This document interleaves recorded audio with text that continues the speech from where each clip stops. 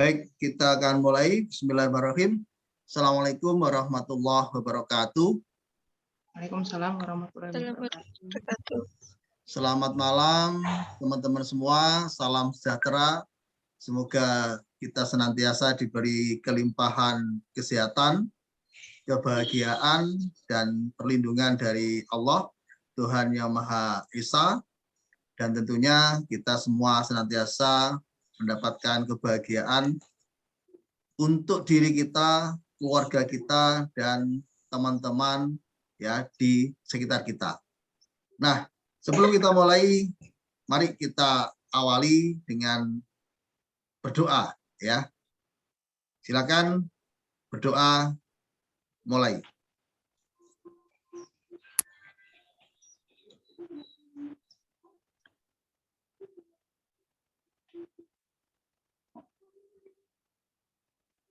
Doa selesai. Baik, teman-teman semua, seperti yang di awal tadi saya sampaikan, bahwa malam ini kita akan berbincang, berdiskusi, sharing dengan Mbak Linda Yani Pusvianingsih. Beliau ini adalah praktisi pendidikan dan perkembangan anak, ya, jadi magister psikologi dari UMM.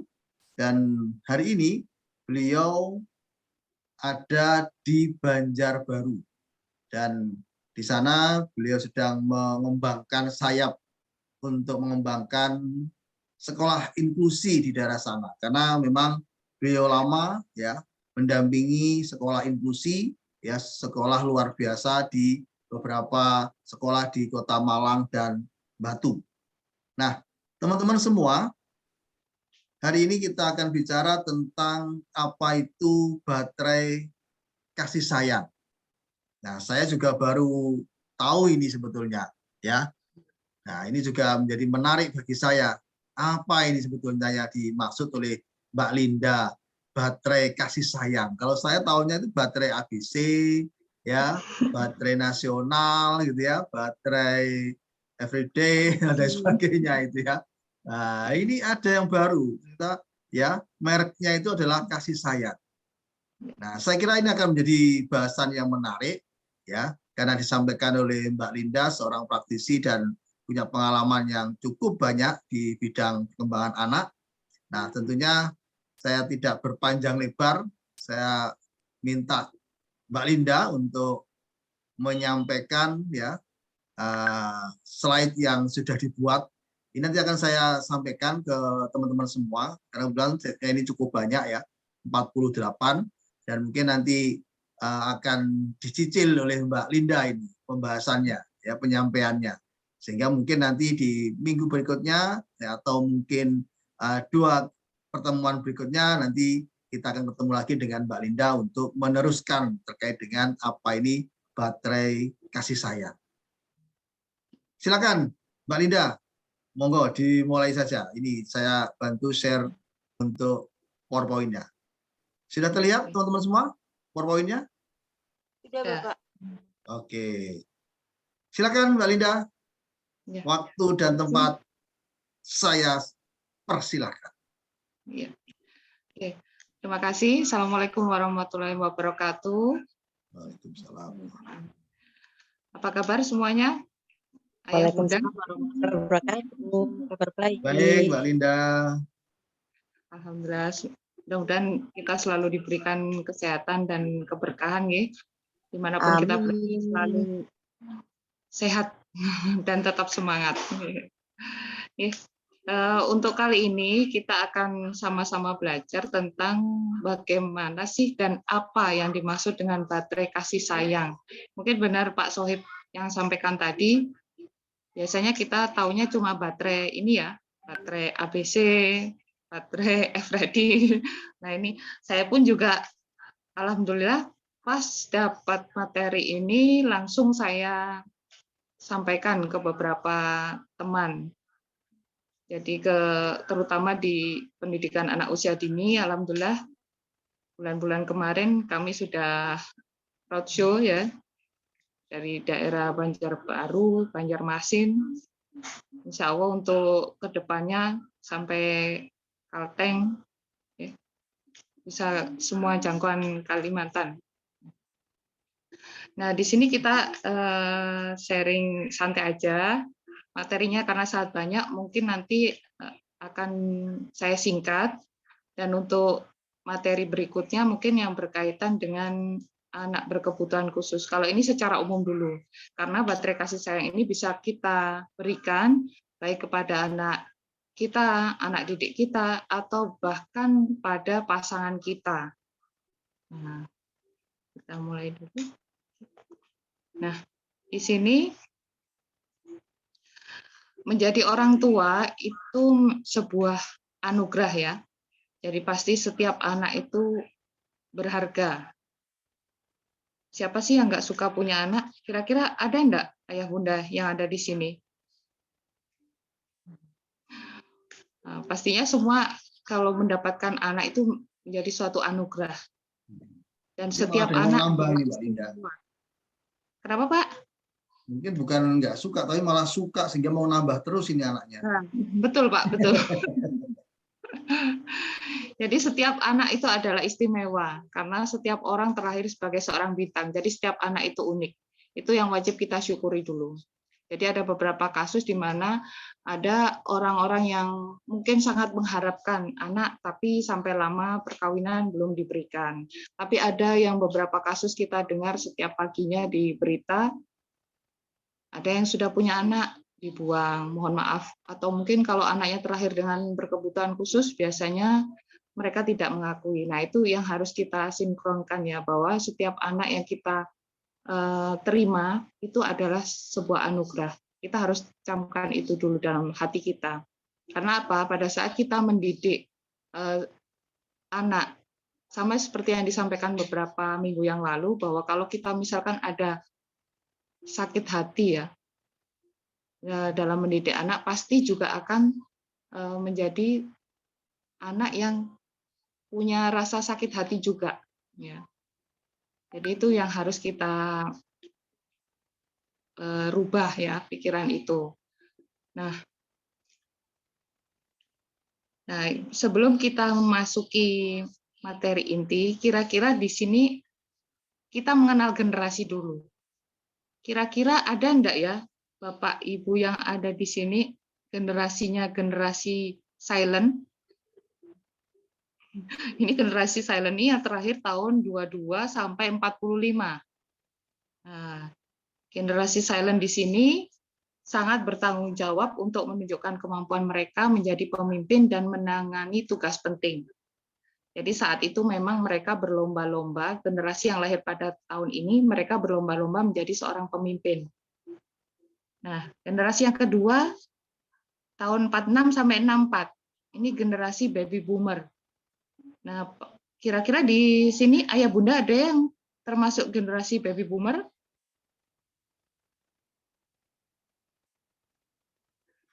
Pak Soed generasi mana? Ya. Saya babysitter Mbak Linda.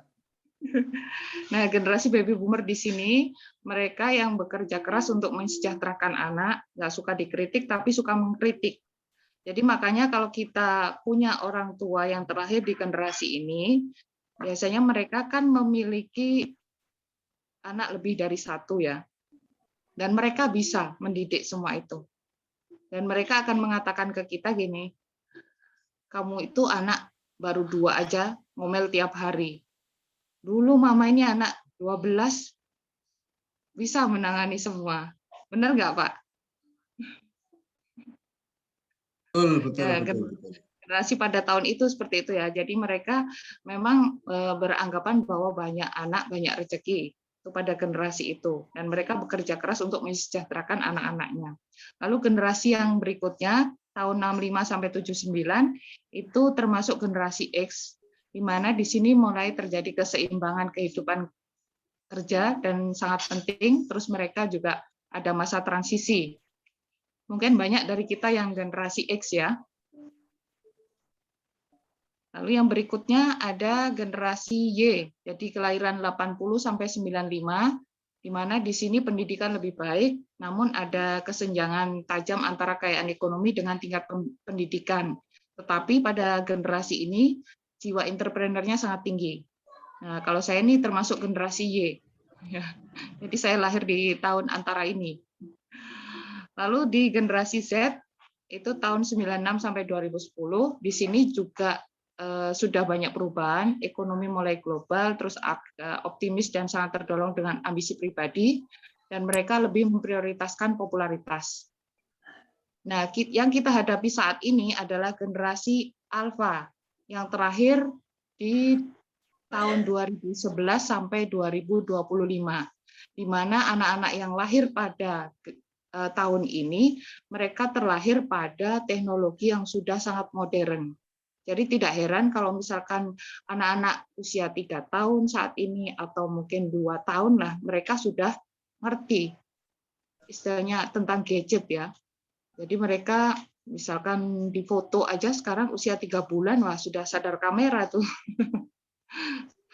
Nah, terus mereka juga sudah banyak sekali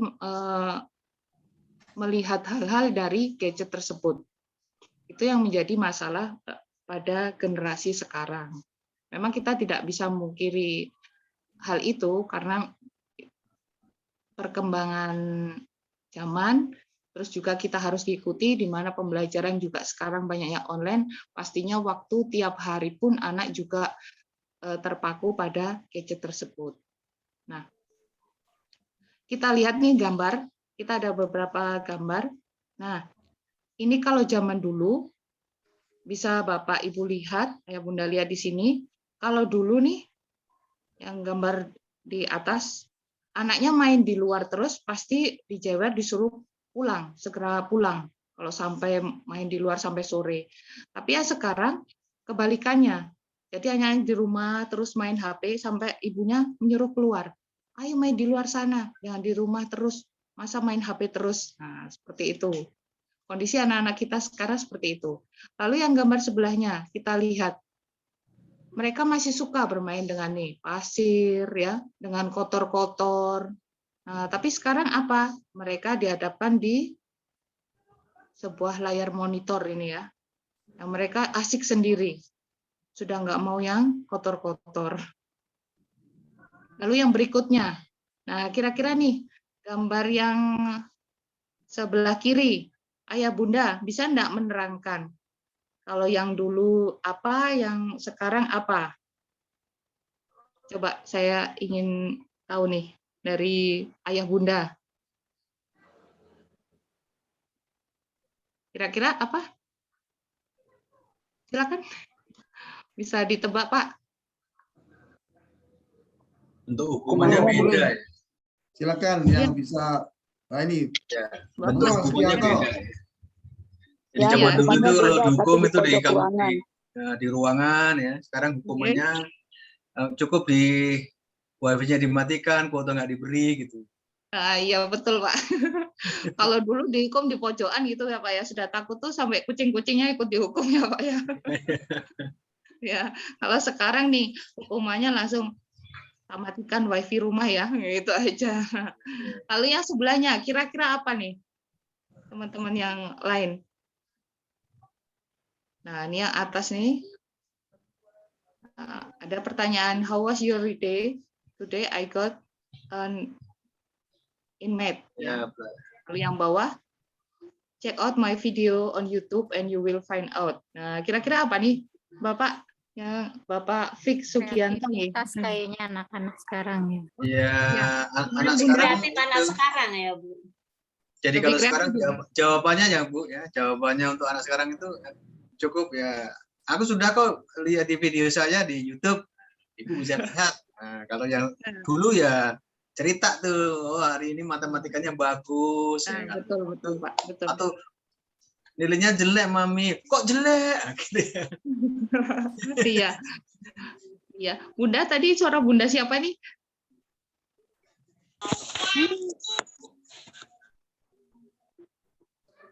Halo? Oke, gambar selanjutnya kita ini. Nah, kita belajar sama-sama nih memperhatikan gambar selanjutnya. Nah, Kira-kira apa nih gambar selanjutnya? Nah, kalau dulu, sekarang apa? Dulu permainan tempo dulu lah. Iya, Kalau sekarang kan betul. lebih ke digital juga nih, kayak dengerin musik ya dari YouTube, nonton film. Iya, betul sekali Bunda.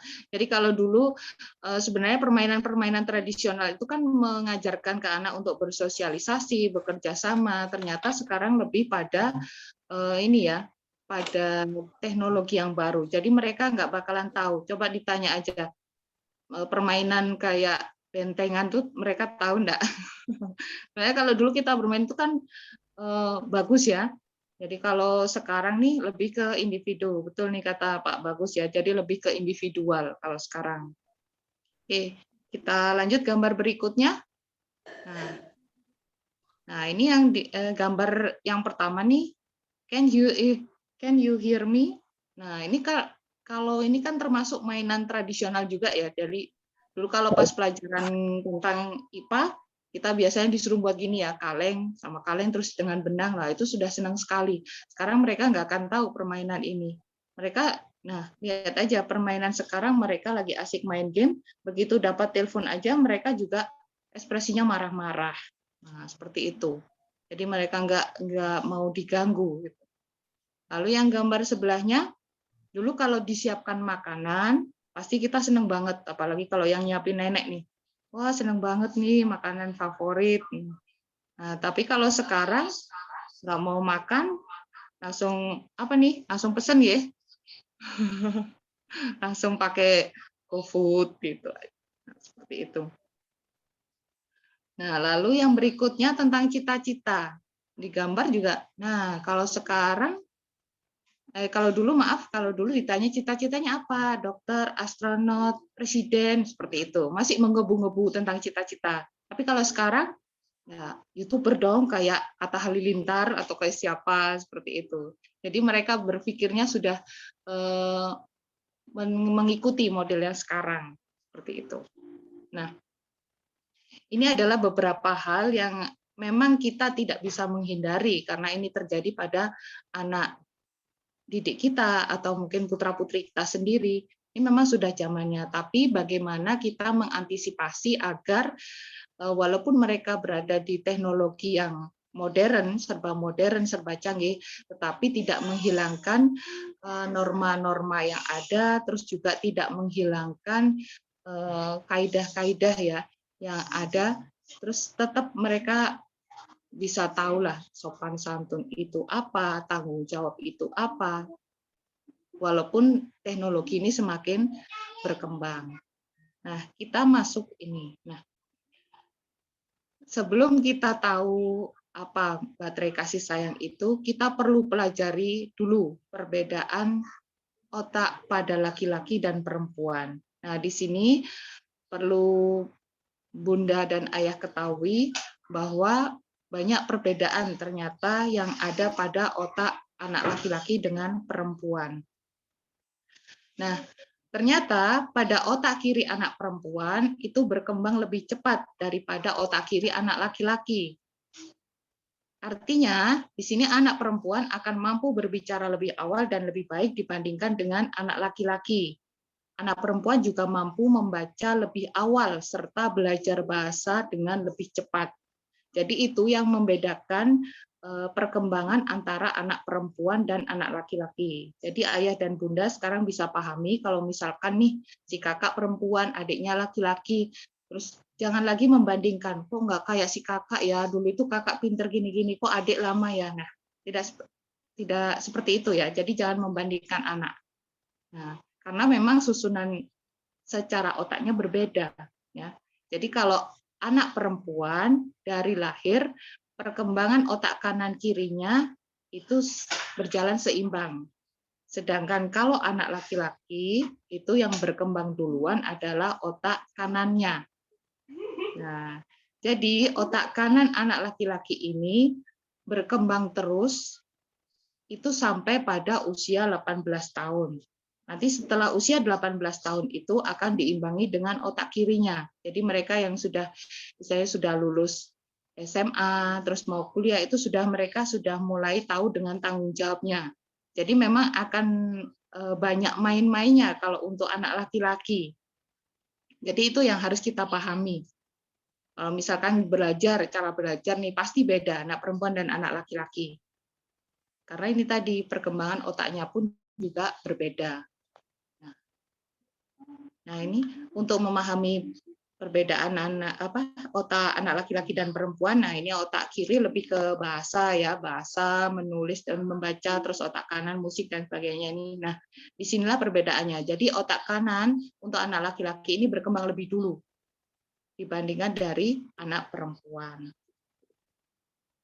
Nah, ini untuk para bunda dan para ayah ya. Dan pada anak laki-laki pun dan anak perempuan juga sama. Jadi di sini kenapa ibu itu lebih cenderung cerewet daripada ayah ya. Jadi dalam penelitian ditemukan bahwa di sini ibu lebih cenderung banyak bicara verbal pada anak-anaknya. Ternyata secara keseluruhan seorang wanita itu dalam sehari bisa mengeluarkan 20.000 kata. Sedangkan ayah itu hanya 7.000. Bandingkan berapa persennya ini. Ya. Jadi itu Bapak yang menyebabkan istilahnya bukan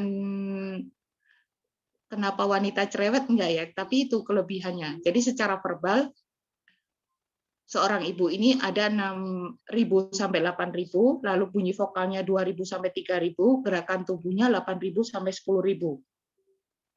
Sedangkan pada ayah cenderung lebih sedikit bicara, berkata singkat dan langsung pada intinya. Jadi verbalnya hanya 2.000 sampai 4.000, bunyi vokalnya 1.000 sampai 2.000, sedangkan gerakan tubuhnya 2.000 sampai 3.000. Nah, kalau misalkan nih ada ibu-ibu yang tanya, kalau cerewet banget kira-kira berapa ya? Itu bisa saja mungkin 25.000. Terus ibunya tadi tanya, oh suami saya diam banget ya, itu kira-kira berapa? Mungkin hanya 5.000. 7.000 aja sudah ini ya, sudah banyak untuk laki-laki. Nah, kalau diam banget ya mungkin hanya 5.000. Seperti itu ya. Nah, kenapa ini berbeda? Karena ternyata pada otak kita ya, untuk yang laki-laki otak bicaranya hanya sebelah saja.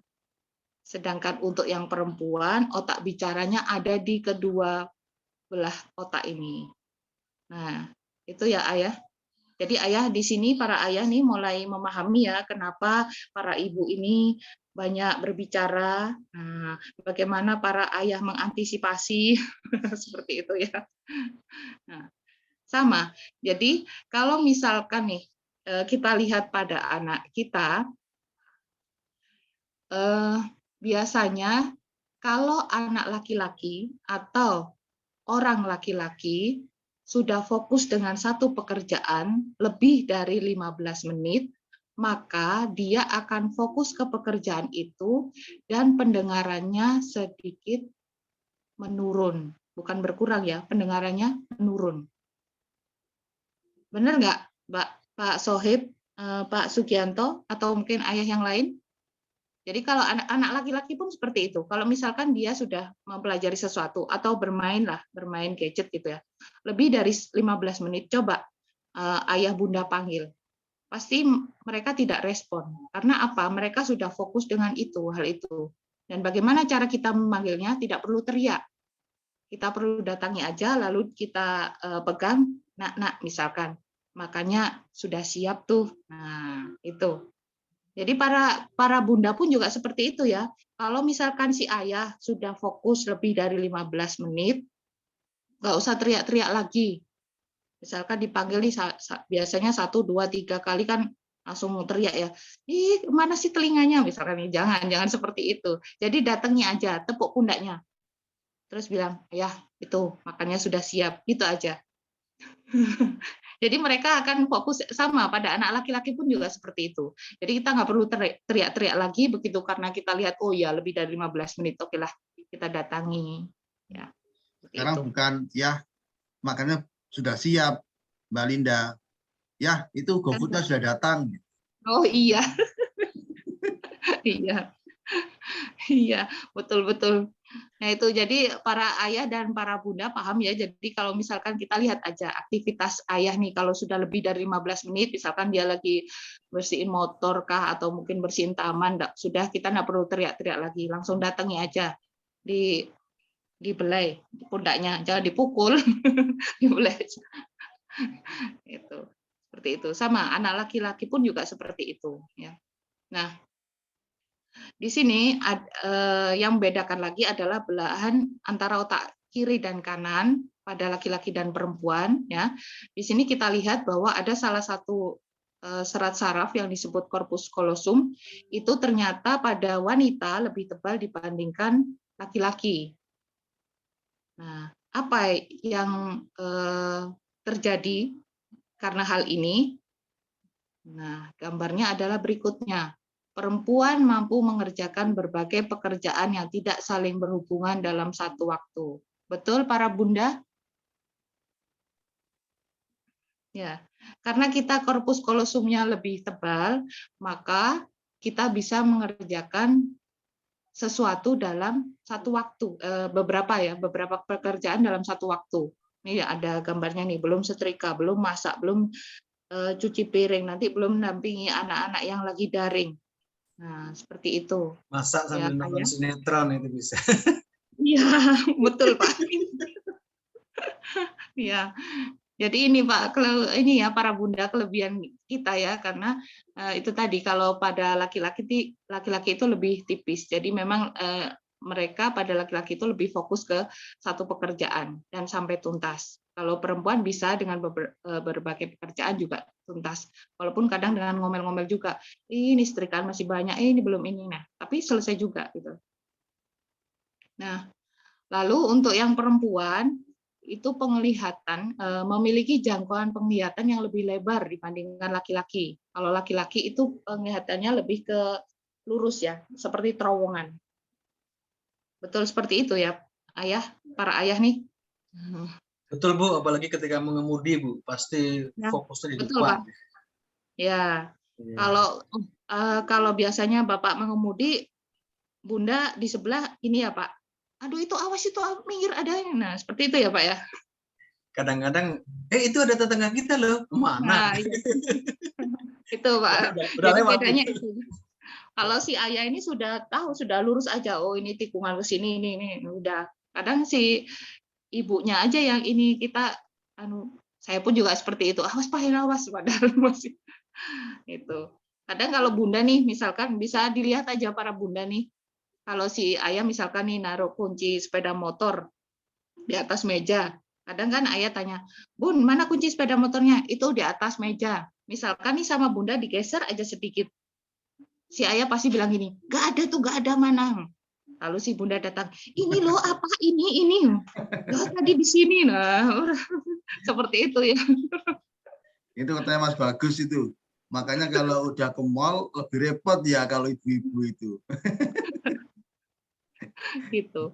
Nah, itu perbedaan-perbedaan yang harus kita pahami dulu pada perempuan dan laki-laki. Itu bisa kita lihat pada anak-anak kita juga.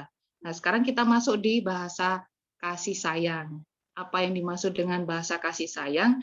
Jadi di sini adalah cara yang digunakan seseorang untuk mengungkapkan rasa kasih sayang dan rasa cinta di dalam dirinya kepada orang lain. Ini kaitannya dengan yang tadi. Jadi ada teori baterai kasih sayang. Mungkin para ayah bunda pernah juga mendengarkan dari Dr. Adi Gunawan. Jadi ternyata dalam tubuh kita itu ada yang namanya baterai kasih sayang. Jadi bukan hanya radio atau mungkin HP aja yang ada baterai, kita pun ada baterai. Dan tanpa kita sadari, kadang baterai itu lupa kita cas. Ya. Jadi baterai dalam tubuh kita itu ada 5. Ya. Jadi rasa aman dan nyaman seseorang itu berbanding lurus dengan isi baterai kasihnya. Nah, di sini baterai kasih sayang ini ada 5. Yang pertama ada kata-kata pendukung, yang kedua ada waktu berkualitas bersama, yang ketiga ada sentuhan fisik, yang keempat ada pelayanan, yang kelima ada hadiah. Nah, pada usia 0 sampai 3 tahun, ke semua baterai ini, kelima-limanya itu harus penuh. Nanti pada 3 tahun ke atas itu kita sesuaikan anak kita dominan mana yang harus kita penuhi dulu.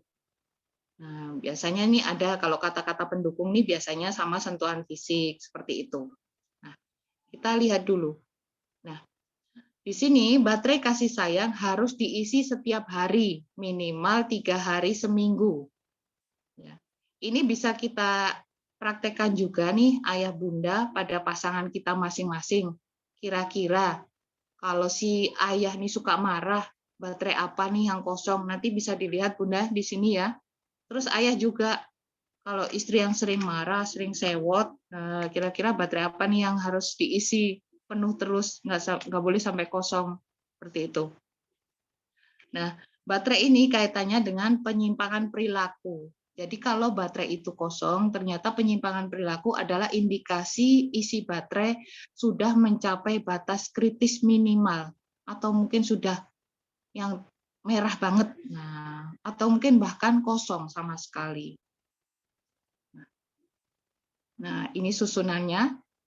Susunannya ini terserah kita ya. Nanti para ayah bunda bisa mengamati kira-kira baterai apa pada putra-putri kita yang harus kita penuhi dulu. Atau mungkin pada pasangan kita, kira-kira selama ini baterai apa yang belum terpenuhi dari pasangan kita. Ya.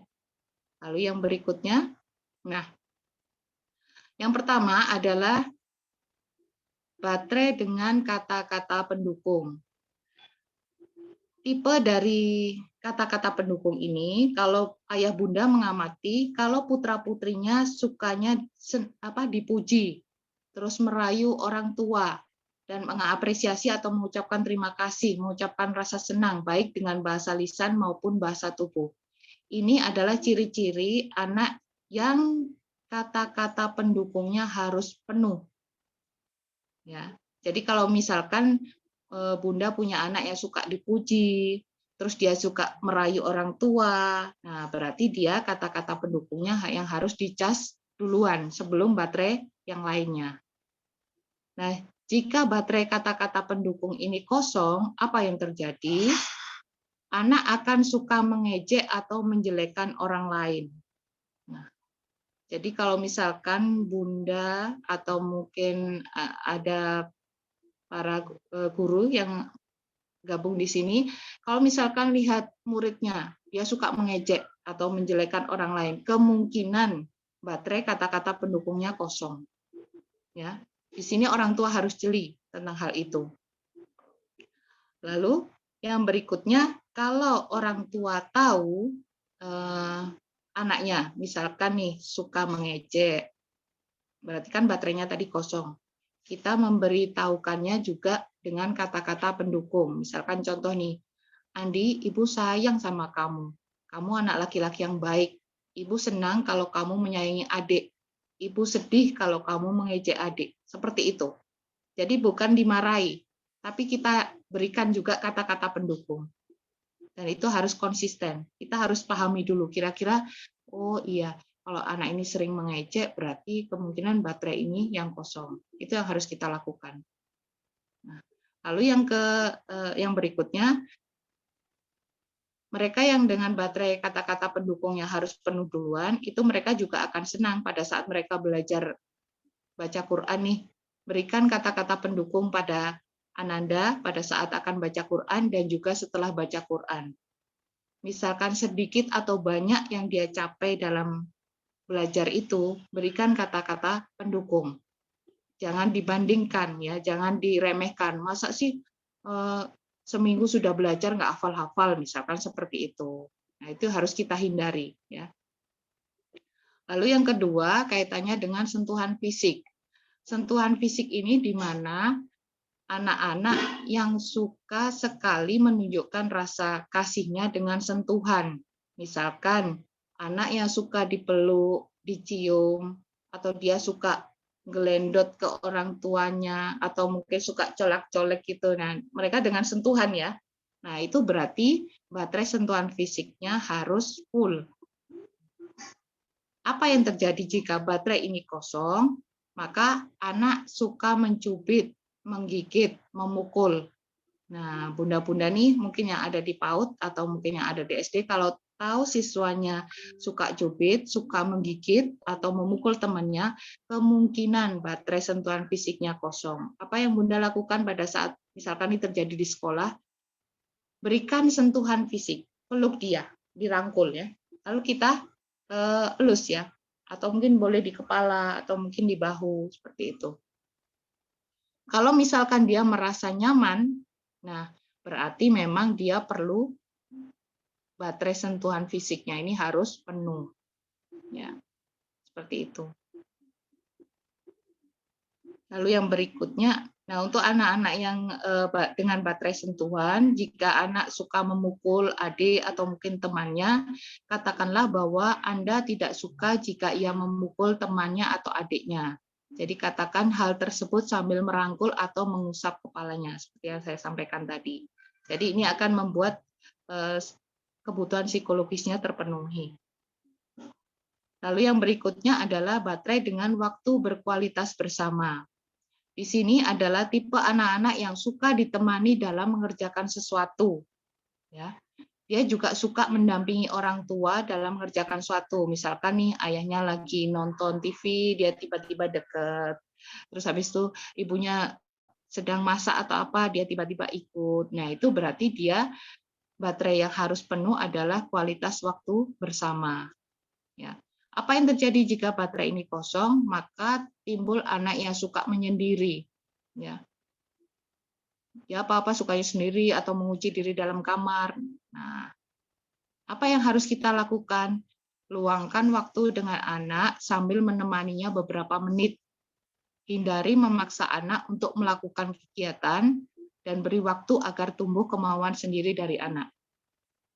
Misalkan nih anak sudah, misalnya baterainya ini kosong, terus dia mengunci diri di kamar, temani, ya, nah, temani, tunggu beberapa menit sampai ada reaksi dari anak. Jangan begitu ada reaksi terus langsung ditinggal. Nah, itu biasanya gitu, karena kita nggak sabaran gitu ya. Jadi anaknya sudah diem, kamu minta apa sih, misalkan gitu ya. Terus anak masih diem aja, tambah diomelin. Begitu anak baru aja ngomong, sebentar ya, nih mama ada telepon, atau sebentar ya mama ini. Nah, seperti itu. Itu yang harus kita antisipasi ya. Lalu yang berikutnya dengan baterai pelayanan. Nah, baterai pelayanan di sini adalah mereka yang senang melayani dan dilayani. Nah, tipe anak yang senang membantu kakak atau adiknya, atau mungkin bantu orang tuanya. Pokoknya sigap dalam membantu. Jadi misalkan nih ibunya dari pasar atau apa, dia langsung, mama mana? Adik yang angkatin barangnya. Mama ini apa-apa. Nah, berarti dia baterai layanannya yang harus penuh. Dan dia akan senang bila orang tuanya juga melayani. Jika baterai ini kosong, maka dia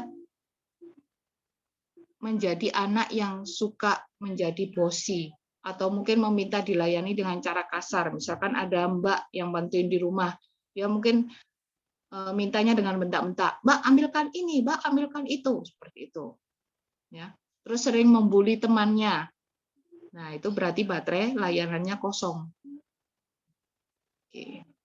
Nah, apa yang dilakukan orang tua? Orang tua melayani atau membantu tanpa diduga dan tanpa diminta, ya.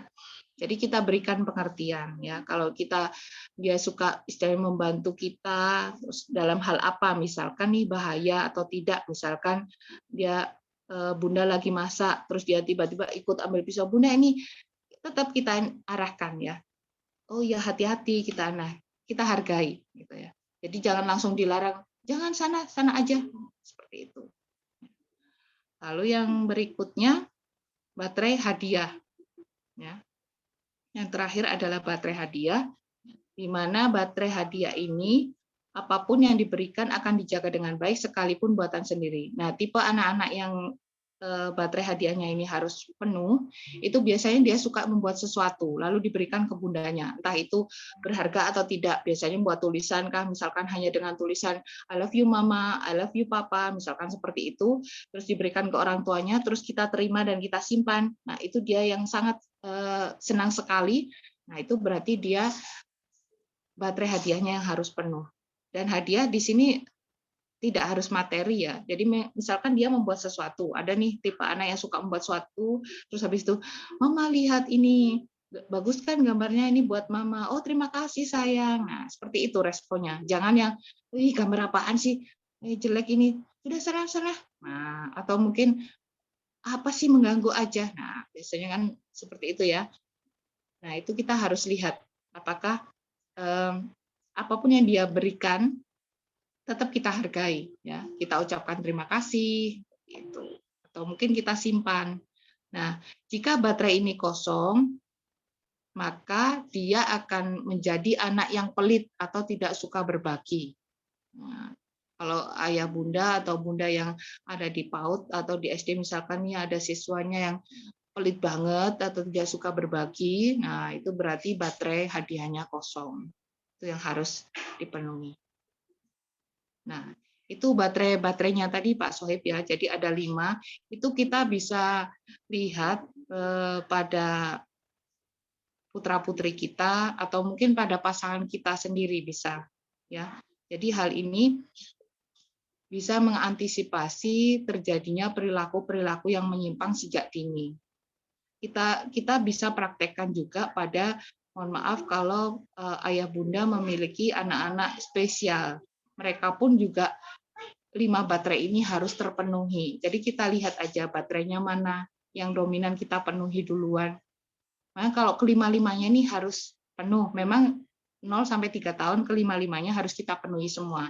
Tapi 3 tahun ke atas biasanya kita ada peringkat. Misalkan 1 kata-kata pendukung nih biasanya sama apa, baru misalkan kata-kata pendukung, terus kedua sentuhan fisik, ketiga apa, dan itu seterusnya. Mana yang dominan harus kita lihat dulu. Begitu Bapak penjelasannya dulu, silakan kalau ada yang ditanyakan. Baik. Wah, sudah terjawab ini. Ternyata baterainya bukan baterai merek-merek yang tadi disebutkan. Ternyata baterainya adalah spesial ya. Ada baterai hadiah, ada baterai kata-kata pendukung ya dan sebagainya. Nah, ini menarik ini Mbak Linda. Apakah ketika ya tadi kan sampaikan baterainya ini 5-5-nya harus penuh gitu ya, atau kita penuhi ya sesuai dengan usia perkembangannya. Nah, ketika misalnya ada anak nih ya, awalnya itu dia suka untuk dipeluk gitu ya, suka untuk didekap gitu sebagainya ya. Tapi kemudian kok ada perubahan, dia enggak mau lagi tuh dipeluk ya. Bahkan kalau misalnya mungkin kita cium itu bekas ciuman kita itu digosok sama dia. Misalnya begitu ya. Nah, ini artinya apa ini? Apakah dia sudah tidak lagi membutuhkan baterai apa istilah tadi itu yang kedekatan fisik gitu ya? Fisik ya. Sentuhan fisik atau bagaimana? Iya.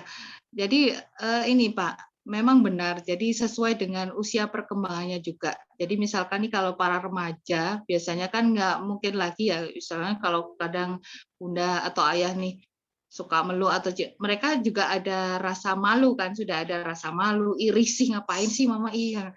Nah itu bisa baterai yang lain Pak yang kita lihat. Jadi yang mungkin yang di usia-usia sebelumnya dia sentuhan fisiknya yang istilahnya harus full banget ya, harus kita penuhi pertama kali, tapi karena berkembangnya usia ternyata berubah ya. Ternyata mungkin baterai kata-kata pendukungnya yang jadi harus kita penuhi. Seperti itu, Pak. Jadi urutannya istilahnya bisa berubah tergantung pada usia anak. Seperti itu. Karena mereka juga ada yang sudah ini ya punya rasa malu, rasa risih kalau misalkan apalagi anak cowok ya kalau sudah remaja nih misalkan kalau jalan-jalan sama bundanya atau mungkin bahkan sama ayahnya kan kalau digandeng itu kan sudah nggak mau ya, ngapain sih mama gandeng-gandeng, malu dilihat teman misalkan seperti itu. Jadi bisa Pak urutan itu bisa berubah sesuai dengan usianya. Jadi kita tinggal melihat aja kira-kira mana nih yang harus kita penuhi, jangan sampai kosong seperti itu. Artinya setiap anak bisa berbeda ya.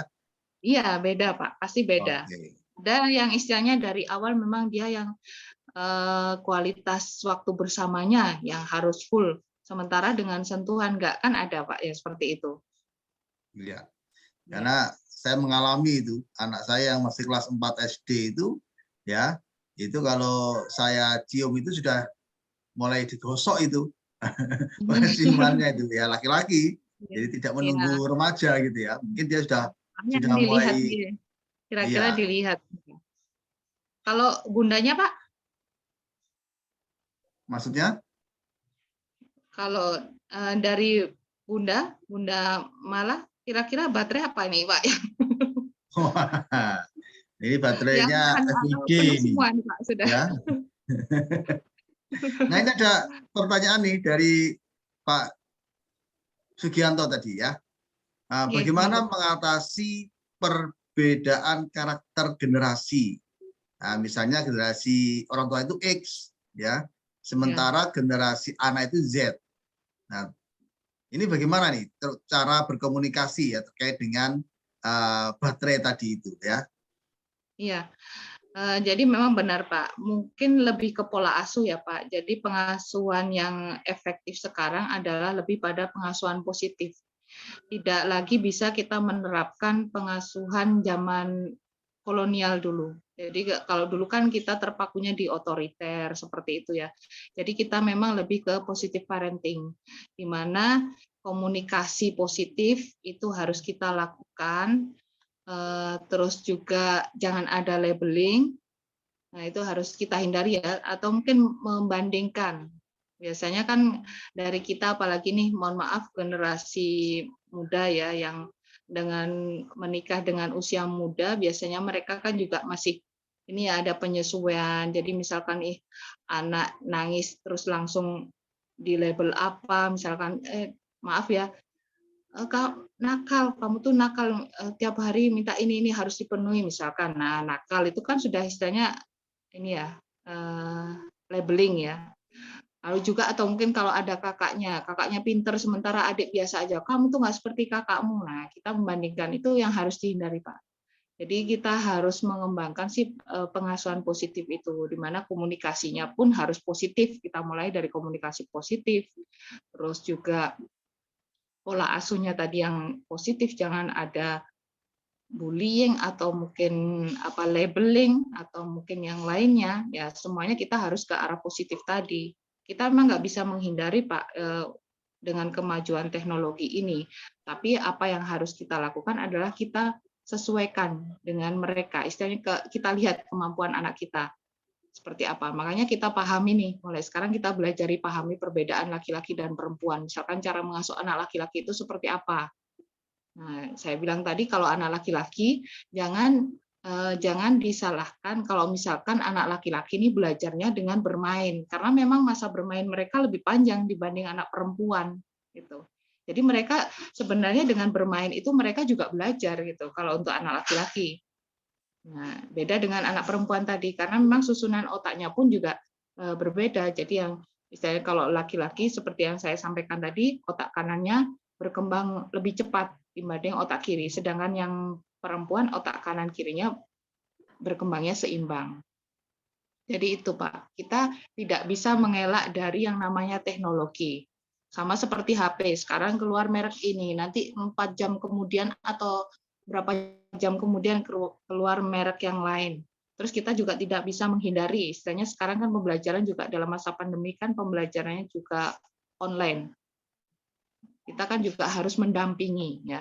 Kita tetap mendampingi mereka. Terus kita walaupun kita sistemnya online dan selalu menggunakan gadget, tapi kita antisipasi juga. Misalkan penggunaan gadget ini 1 hari berapa, misalkan. Jangan istilahnya yang sampai berjam-jam atau nanti kan banyak kejadian yang saya ini kan kemarin ya ada beberapa konseling itu ternyata anak-anak yang lambat bicara, istilahnya mereka jadi mohon maaf autis, itu kadang ternyata mungkin dari pola asuh juga, atau mungkin dari karena kesibukan nih, mohon maaf ayah bunda yang sibuk, akhirnya kan dia terpaku dengan yang namanya gadget itu tadi. Terus komunikasi dua arah kan nggak pernah terjadi, komunikasinya hanya dengan gadget itu. Nah, itu yang menyebabkan dia malas ngomong, terus malas apa-apa. Akhirnya menjadi yang mungkin pada saat diagnosa kok anak saya autis ya, itu karena apa? Seperti itu. Itu Pak yang harus kita lebih ke pengasuhan positif. Oke, terima kasih Mbak Linda. Silakan teman-teman semua ya yang mau berpartisipasi di dalam menyampaikan mungkin pengalaman gitu ya, atau mungkin juga pertanyaan terkait dengan baterai kasih sayang ini, karena ini menjadi menarik gitu ya, terkait dengan perubahan-perubahan perilaku anak gitu ya. Nah ini ada Bu Suaibah atau Mbak Suaibah yang lain ini. Dan silakan, monggo kalau mau langsung. Ya, silakan Bunda.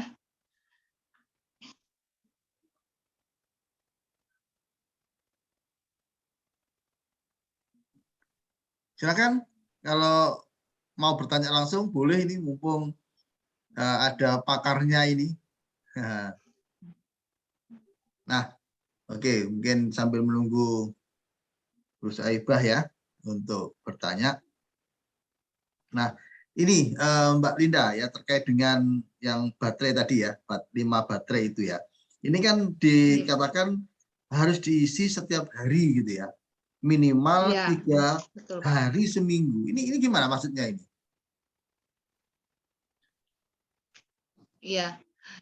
Jadi yang penting baterai-baterai tersebut jangan sampai kosong ya Pak, jangan sampai merah kalau misalkan. Jadi sama seperti kita mencas HP ya. Jadi kalau begitu ada sedikit aja ada yang berubah pada anak kita atau anak didik kita. Nah, kita harus siap nih antisipasi. Oh iya, tadi belum dicas nih. Misalkan seperti itu. Kalau kita sudah jeli, Pak, kita pasti akan ada sedikit aja perubahan pada anak didik kita atau mungkin putra-putri kita. Pasti kita akan tahu. Oh iya, hari ini belum, misalkan nih, hari ini belum ada pujian buat dia. Seperti itu, Pak. Jadi jangan sampai baterai itu yang benar-benar sampai kosong, sampai merah banget gitu. Kalau misalkan nih biasanya kita cas baterai ini kan sudah 15, sudah ada tanda merah ya. Nah, itu kita harus cepat-cepat antisipasi nih. Kira-kira apa ya? Misalkan dia murung, nah kita harus gimana seperti itu. Artinya ini ya, yang kita cas itu baterai kita ya, juga Iya, baterai kita juga, Pak. Kita istilahnya makanya kita belajar juga ya. Kalau untuk kita nih, kita dengan pasangan ya. Biasanya kalau misalkan kita baterai kita apa yang kurang kan kita mungkin terbawa emosi atau apa. Biasanya kan kita marahnya juga ke anak kan.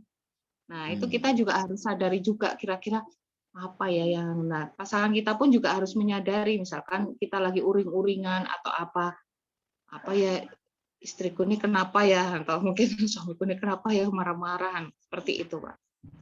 Karena ada beberapa itu ya. Kenapa, Pak? 5-5-nya itu ya, yang harus selalu dicas Ya. apa? Cuma yang kita pahami yang lebih dominan dulu mana, Pak?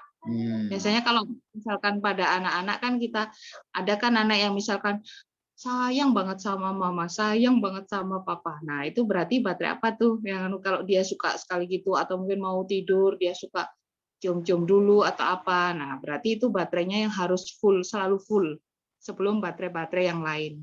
Terus sama, seperti misalkan pasangan kita pas marah nih, atau mungkin kita lupa kualitas waktu bersama kita kurangkah apa, nah itu harus cepat-cepat kita isi juga gitu loh. Jadi biar nggak sampai nantinya marah itu akan dilimpahkan ke anak seperti itu.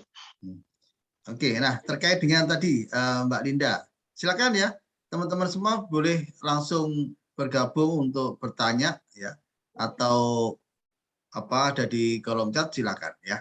Sambil saya menunggu, saya akan coba tanya-tanya dulu nih ke Mbak Linda. Nah ini Mbak Linda terkait dengan tadi ya, ada perubahan perilaku bahkan mungkin terdeteksi menjadi anak ABK gitu ya. Nah, itu apakah memang ke apa istilahnya mereka menjadi berkebutuhan khusus tadi itu bisa terjadi di tengah jalan perkembangan anak gitu ya, atau sebetulnya memang sudah ada potensi ya sejak lahir misalnya kemudian di tanda kutip diperparah gitu ya dengan lemahnya baterai yang ada di keluarga orang tuanya atau bagaimana yang pengalaman Mbak Linda dalam menangani anak berkebutuhan khusus nanti ini. Oke, betul Pak. Jadi kalau berbicara tentang anak-anak spesial itu kan memang ada dua macam Pak ya. Jadi ada yang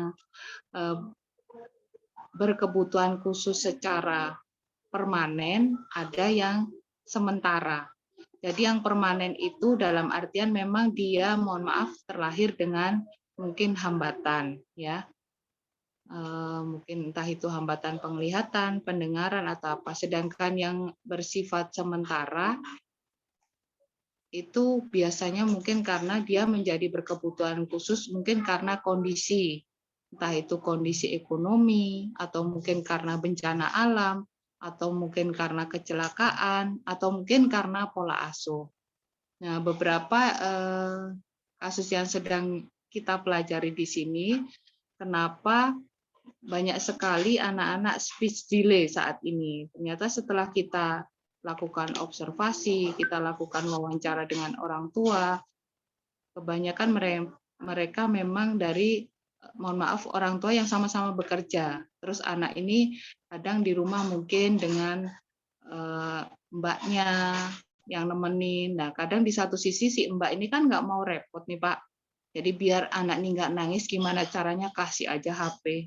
Nah, seperti itu ya. Jadi sekarang makanya terpakunya di benda persegi panjang ini, Pak. Ya kan, jadi istilahnya hal itu yang menjadikan akhirnya kan nggak pernah diajak komunikasi nih Pak. Kan komunikasinya hanya dengan yaitu tadi komunikasi satu arah aja. Memang mereka mendengar dan melihat ya, tapi kan nggak pernah ngobrol. Begitu nanti orang tuanya datang, istilahnya kan pagi berangkat, anak masih bobo. Nanti anak pulang sekolah, orang tua belum datang. Begitu orang tua datang, anak sudah tidur. Nah, ini komunikasinya kapan gitu. Makanya kalau 5 hari kerja itu benar-benar dimanfaatkan yang hari Sabtu Minggu itu, yang waktu bersama keluarga itu. Jadi kita komunikasikan ya. Terus kalau sekarang nih Pak, kita aja misalkan kumpul bareng. Kalau dulu yang namanya kumpul bareng, misalkan nih arisan atau apa, kita kan ngobrol itu seneng ya Pak. Kalau sekarang kan begitu ngobrol ya sudah. Sekarang dengan ini sendiri-sendiri nih Pak. Jadi ngapain ngumpul gitu. Kalau dulu kalau misalkan di meja makan nih masih ada komunikasi, gimana nih tadi sekolahnya, gimana nih pelajarannya. Kalau sekarang kan kadang makan aja yang satu di sana, satu di mana. Kalaupun bareng juga dengan ini, makan dengan Ya, ngumpulnya itu karena kebutuhan makannya itu, bukan ngobrolnya. Iya. Oke, Mbak Jadi Linda, kalau ini sudah ada beberapa ini, ini pertanyaan-pertanyaan ya yang menarik ini ya monggo. dari Mbak Lisma ya, Arema juga nih, Aremanita. Bagaimana cara mengecas baterainya supaya tetap terisi full? Ya, gimana caranya ini? Ya, jadi yang pertama harus Bunda dan Ayah pahami adalah kebutuhan baterai mana dari anak itu yang harus kita penuhi dulu. Nah, mulai hari ini deh, mulai malam ini, para ayah bunda ini coba perhatikan kebiasaan anak kita apa. Nah, misalkan nih kalau bunda anaknya suka yang misalkan bunda lagi apa, terus dia deketin, mama, adik bantuin ya. Nah, tadi berarti baterai apa tuh Pak? Ayo Pak Soeb masih ingat enggak? Layanan. Baterai layanan, betul. Nah, itu yang harus kita lihat. Terus atau mungkin kita bisa lihat nih dari anak didik kita atau putra-putri kita.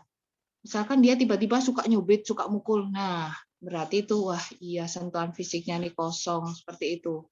Atau Nah, mungkin ini dia terkait suka dengan uring-uringan. ini. Mbak Linda, ini juga terkait dengan bagaimana mendeteksi baterai untuk khusus anak didik ini. Oke. Nah, ini yang mungkin bisa dikaitkan dengan pertanyaannya Mbak Ani ya. Cara mendeteksi baterainya untuk anak didik. Iya, betul. Jadi kita bisa amati saja, misalkan di PAUD, paling mudah itu di PAUD ya. Jadi kalau misalkan kita lihat dia suka, nih kan para guru PAUD nih guru yang paling hebat nih. Begitu murid datang aja dari pintu pagar depan itu, bunda-bunda yang di PAUD itu sudah tahu, wah si itu masuk, nanti pasti di kelas nih ulah lagi gitu. Nah, kita harus belajar nih mulai sekarang, kita lihat masing-masing anak didik kita di kelas tuh dia suka nyendiri, ini baterainya ini, dia langsung kita konsultasikan dengan orang tuanya. Panggil saja orang tuanya, enggak apa-apa. Bunda mohon maaf, langsung aja tanya, misalkan nih ada anak didiknya yang suka nyubit atau mungkin suka gigit temannya atau apa. Ayah bundanya mohon maaf Bunda, apakah Ananda pernah disentuh misalkan nih, pernah dicium sebelum tidur atau wah enggak sama sekali misalnya. Nah, itu berarti memang baterai sentuhan fisiknya kurang. Itu kita harus langsung antisipasi seperti itu, Pak. Jadi kita bisa praktekkan, kita bisa observasi ke semua anak didik kita. Baterai pasti masing-masing itu akan berbeda. Tapi kebanyakan kalau dari PAUD sih, dari hasil kemarin yang kami mereka biasanya lebih ke sentuhan fisik sama kata-kata pendukung anak-anak PAUD itu. Terus Artinya hadiah. kalau untuk guru ya Mbak Linda, ini efektivitas di dalam pengisian baterai itu bagaimana? Apakah sebetulnya ketika misalnya baterai fisik gitu ya, itu yang lemah misalnya, ini apakah gurunya yang memberikan di saat dia ada di sekolahan, ataukah kita kembalikan ke orang tua? Gurunya memberikan di sekolahan, lalu kita sampaikan ke orang tuanya. Ini terjadi kemarin seperti yang kemarin nih Pak, ada anak yang tantrum ya. Jadi setiap kali masuk kelas nih nangis terus marah-marah. Dia memang marah-marahnya cenderung menyakiti dirinya sendiri gitu Pak. Tapi begitu kita karena belajar teori ini kita coba, kayaknya ini nggak pernah disentuh deh. Langsung kita rangkul, terus kita peluk sambil kita elus aja Pak. Kita nggak perlu ngomel-ngomel, kita diam aja. Kita dalam hati aja bilang, kenapa sih nak, kamu sabar ya, sabar. Jadi dalam hati aja Pak. Begitu dia tenang, dia bisa duduk tenang, kita tanya baik-baik. Misalkan namanya Adi mau apa, kenapa tadi marah-marah, seperti itu. Jadi pada saat anak tantrum, untuk ayah bunda pun juga begitu dipeluk atau dielus kepalanya nih, kita nggak usah ngomel dulu. Ngapain sih kamu kadang kan sudah dipeluk tapi masih ngomel. Kita coba tenangkan dia dulu, terus kita kita dalam hati aja, sabar nak, sabar, seperti itu. Jadi itu bisa Pak, efektif sekali sih sebenarnya, karena kita sudah praktekkan tuh Pak. Jadi alhamdulillah yang kemarin istilahnya yang tantrum karena dia nggak mau masuk kelas, terus juga kalau pas misalkan mainannya dipinjam temannya nggak boleh, nah kita sudah tahu nih antisipasi, ini kurang ini kurang ini, kita berbagi tugas sama jelaskan artinya juga. kalau kejadian itu ada di sekolahan, maka yang ngisi baterai itu adalah dari pendidik gitu ya.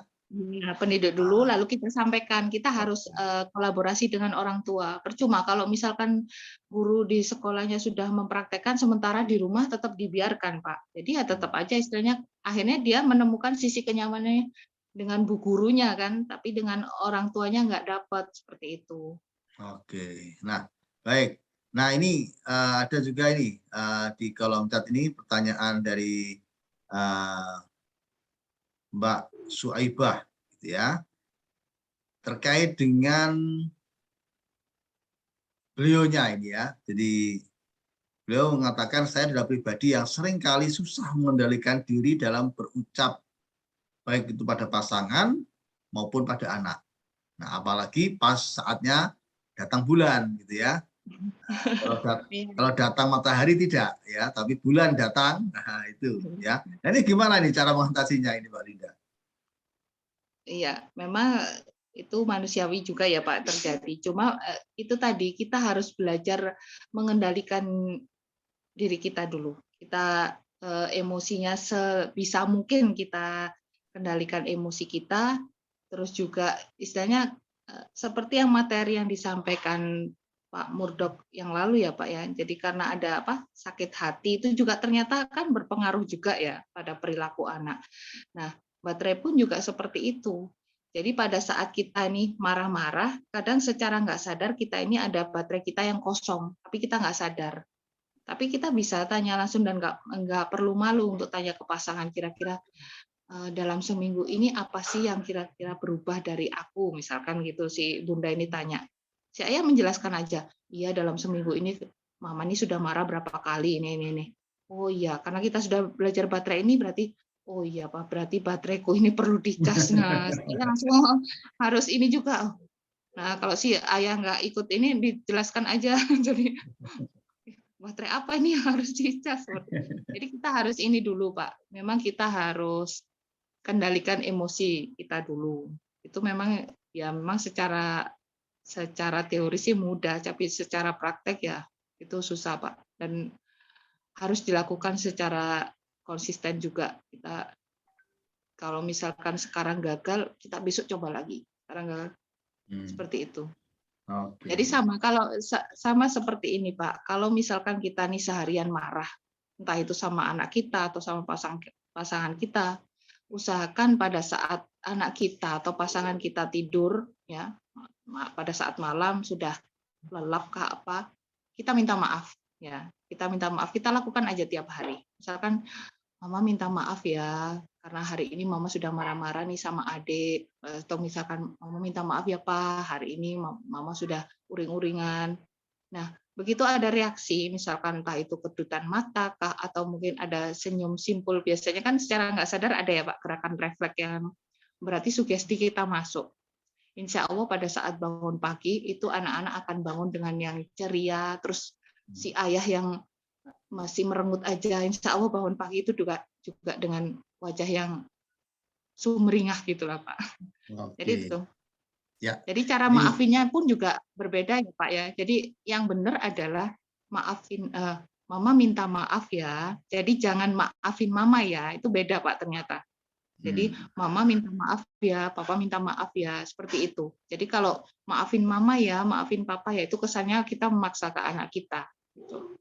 Jadi dari kata-kata itu aja kita harus konsisten, kita lakukan aja tiap hari. Walaupun kita nggak melakukan lah kesalahan, kita tetap kasih sugesti-sugesti yang positif.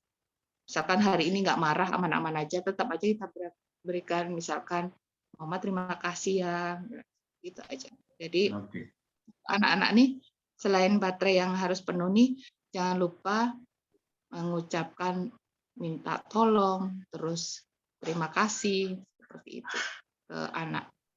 Ya. Ini ada sharing dari Mas Sugianto ini ya. Jadi beliaunya bilang, saya memiliki 3 anak cowok yang sudah dewasa dan beranjak dewasa.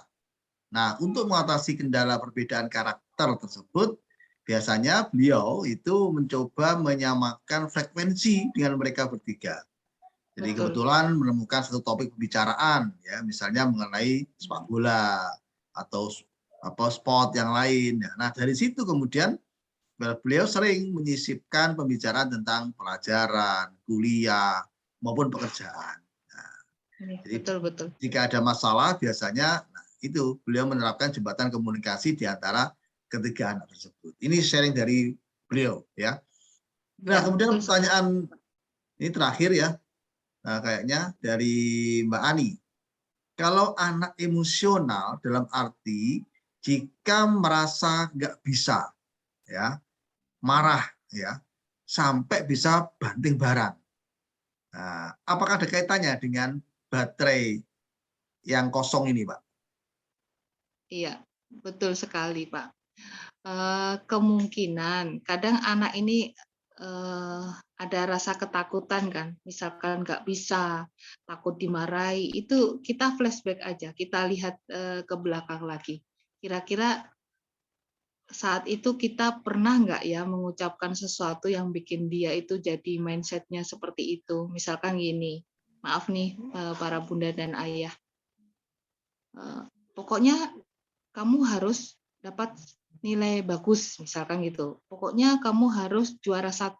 Nah, tanpa kita sadari sebenarnya itu kan menurut kita itu motivasi ya Pak ya, menurut kita. Walaupun itu dengan bahasa yang tanda kutip kadang kalau didengar juga salah sih karena paksaan. Tapi mereka akhirnya menjadikan mindset bahwa "Oh, aku ini harus juara 1, kalau enggak nih mama papa marah-marah nih." Nah, itu yang menjadikan dia emosi pada saat dia nggak bisa. Nah, apa yang kita lakukan bahwa kita harus mengubah mindset itu, terus kita juga tetap memberikan rasa percaya diri, tetap memberikan penghargaan ke dia bahwa misalkan nih dia nggak bisa, nggak apa-apa, kita besarkan hatinya aja. Nggak apa-apa adik, ini mama bantu. Mana yang tidak bisa, ayo kita bareng-bareng, misalkan sharing, seperti itu. Dengan bahasa anak-anak lah, Pak. Berarti Jangan baterai istilahnya, kasih sayang mana? Baterai apa ini, Mbak Linda, yang kemungkinannya kosong, yang harus diisi penuh ini? berarti lebih ke kata-kata pendukung, Pak, kalau menurut saya. Hmm. Lebih ke ini ya. Jadi kita tetap memberikan motivasi ke dia bahwa dia bisa, dia hebat, seperti itu. Jadi kita sambil menghilangkan mindset tadi, misalkan ada ketakutan karena mungkin dia takut salah, terus karena ada soal yang nggak bisa dia kerjakan, terus dia merasa minder atau apa. Nah itu kita harus dukung dengan kata-kata yang istilahnya membesarkan hati dia. Adik bisa kok, mama bisa bantu, apa bisa bantu, seperti itu. Jangan yang begitu nggak bisa, gimana sih gini aja nggak bisa, maaf ya, nah seperti itu, jangan ya. Iya.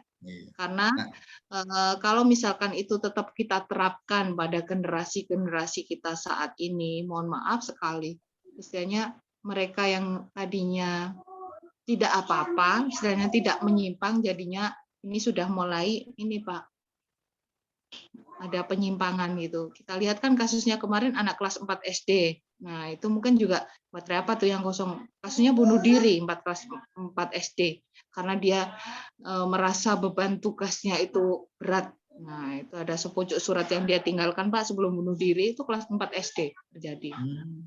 Sampailah seperti itu. Iya. Baik, luar biasa ini sharingnya Mbak Linda ya terkait dengan baterai kasih sayang. Nah, ini harus tidak hanya menjadi pengetahuan kita ini ya, tapi memang harus kita praktekkan gitu ya. Sehingga betul-betul kita tahu ini 5 baterai yang tadi itu mana nih yang harus diisi duluan gitu ya. Karena kalau tidak begitu nanti kita juga akan mengalami banyak kesulitan di dalam proses mendampingi anak didik ya, anak kita sendiri, apakah kata-kata pendukung yang memang harus kita cas dulu ya, ataukah sentuhan fisik ya dan sebagainya. Nah, mungkin nanti untuk para ayah bunda yang di sini bisa sharing juga untuk ke ayah bunda yang lain atau mungkin ke ayah bunda dari yang ada di sekolah kita bahwa jangan putus asa juga kalau misalkan kita dianugerahi seorang anak yang berkebutuhan khusus, tetap 5 baterai ini harus kita berikan ke mereka. Jadi itu yang bisa membantu menyemangati mereka, karena bagaimanapun kekurangan mereka, dalam kekurangan itu sebenarnya masih ada kelebihan yang kadang orang tua nggak jeli aja, kita nggak jeli aja sebenarnya dia punya kelebihannya di mana. Nah itu yang harus kita ini ya, terus tetap berikan 5 baterai ini untuk anak-anak spesial kita. Insya Allah dengan terpenuhinya baterai-baterai tersebut, anak-anak berkebutuhan khusus itu juga akan menunjukkan suatu yang spesial pada kita, yang mungkin orang merasa, masa sih nggak mungkin, nah itu mungkin aja. iya. Seperti itu. Oke, ya ini kayaknya menjadi tema menarik di pertemuan berikutnya ini, tentang bagaimana mengisi, ya mendeteksi baterai kasih sayang ini untuk yang anak-anak spesial gitu ya. Atau mungkin bahasa kita adalah anak berkebutuhan khusus gitu ya. Wah, ini ditunggu lagi nih sharingnya Mbak Linda, semoga masih ada waktu ya. Karena ini di sini jam 9, di sana jam 10 ya.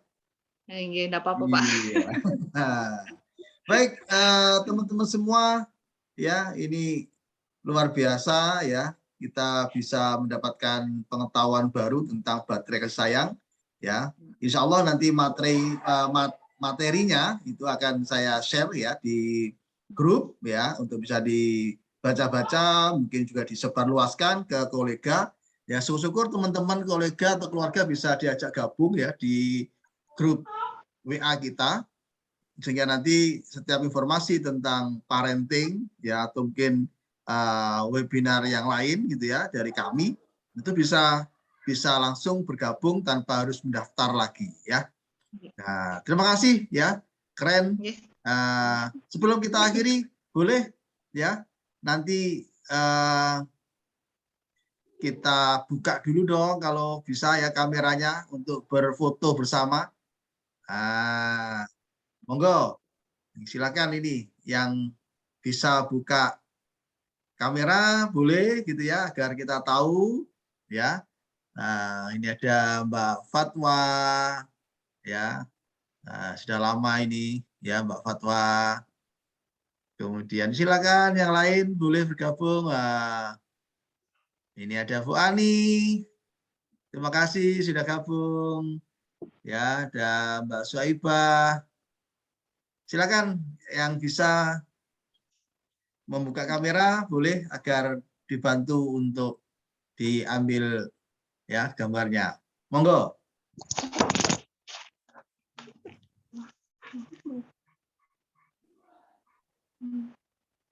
Oke, sudah.